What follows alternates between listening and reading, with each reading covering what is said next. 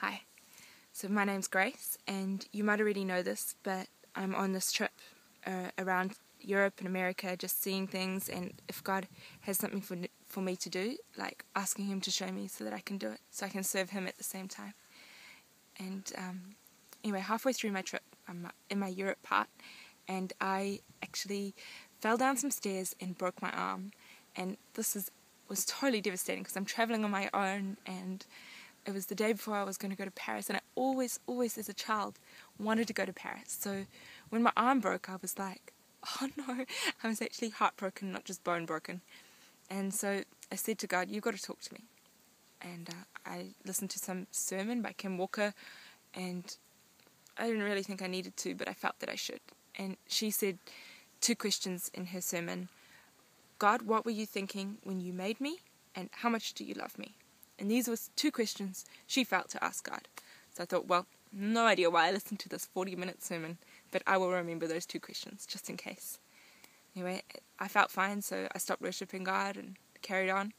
But then in the evening, I was really absolutely devastated again. And I said, okay, God, this is what I'm going to do. Whenever I'm really sad, I'm going to talk to you. And I need you to really meet with me now. And He did. I'm so excited to tell you what He said. But this is it. I felt the word called come into my mind. So I looked at the word called in the Bible, and I came to Genesis chapter 1, because I kind of opened my Bible at the beginning, and it talked about how He created the waters and the ocean, and He called it the sea, and then it said, and He approved it. So I thought, I didn't notice before that God approved what He made, but He did. Okay. Then I got the word womb. So I thought, oh yeah, okay, that's interesting. So I knew then to look at Jeremiah chapter 1 verse 5, because this has got both those words, called and womb, in it. And it was, before I formed you in the womb, I knew and approved of you, and before you were born, I separated you and set you apart. And I was like, whoa, that's cool, and then I thought, well, I know, I'll ask God this question now, actually, because it just seemed right. And I just lay down and I said to God, what were you thinking when you made me? And then I didn't expect this, but straight away God answered. I didn't expect Him to answer me like this, but He just said grace. And I thought, wow, okay, so you were thinking grace when you made me. And then I just wanted to cry, because it's amazing, because I had just looked at this word grace, and all the things that it meant, and it means the undeserved mercy of God. There are no words for it, but really, grace is something that you cannot earn. Derek Prince talks about that. You cannot earn grace. And I'm a kind of person who sort of tries to do things right, and I do strive a lot in my life, and I'm conscientious, but that's got its negative side, because I can be too serious as well.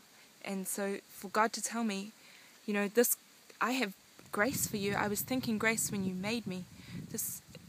It blew my mind away. It's something I know I can hardly understand. And grace it's when Jesus came and He died on the cross, and He took our sin as far as the east is from the west. It's where He carried our burdens when we ask Him to. It's His sufficiency, for us. We're weak, He is strong. And I found this amazing verse about the grace of God, and it was in Luke chapter 1 verse 30. Do not be afraid, Mary, for you have found grace, free, spontaneous, absolute favor, and loving kindness with God. Yeah, it's just amazing. Even just being able to do something for God, it's we need Him. Before this, I had drawn this little drawing of grace, and I thought, oh yeah, grace is where I'm not perfect, because I always kind of want to, but I expect myself to be perfect, and sometimes I struggled with that, especially when I was working and I did something wrong. And I thought, okay, well, when I do something wrong, it's God's grace comes and pours into that section of my life, and He's got this forgiveness for me, and this sort of He's kind of makes me complete there in that area. But then today I was talking to God, and because I thought, I've probably got this picture wrong, the bits where I'm sufficient is probably less than I think. So I kind of reduced it just to an 8th or something. But really, the bit where I'm sufficient is I'm not sufficient at all. I really fully 100% need the grace of God to live with Him and complete in Him and to do what He wants me to do. Yeah, it's like by the grace in 1 Corinthians 15 verse 10, but by the grace of God I am what I am. And then he talks about how he works harder because of this, not less, and yet not I, but the grace of God within me. Yeah. Anyway, just before, a few weeks before I broke my arm, I'd actually asked God. I had gone up the front because I was all tense and like a little bit stressed, and I was like happy with my trip. It was amazing, and God had given me so many things I could do for Him, and I was just like in my element. But what happened was I still was tense and stressed, and I said to God, God, I went up front to this girl and I said to her, could you pray to God for me that He would show me His grace, because it's embarrassing, but I do not understand the meaning of my name, because if I did, then surely I wouldn't be so stressed. And she prayed for me, and she saw all these gifts for me that God had for me to receive, and I was like, wow, okay. But I didn't really understand that fully till now, what it means. So it's just, there's this goodness that God has for us, for all of our life, that we could say, surely goodness and mercy will follow me all the days of my life. Okay. Now, my dad had this vision, and it really ties in so beautifully, and it was about the same time that I shared this message in France. And it's about the Father heart of God. You see, hospitality, it really reveals this Father heart of God. But this is amazing. I saw heaven with the Father sitting on His throne, and Jesus entered, and the angels gave Him a bowl containing the blood that was shed and brought Him before the Father. Okay, so Jesus now has this bowl of the blood that He had shed, and He's before the Father.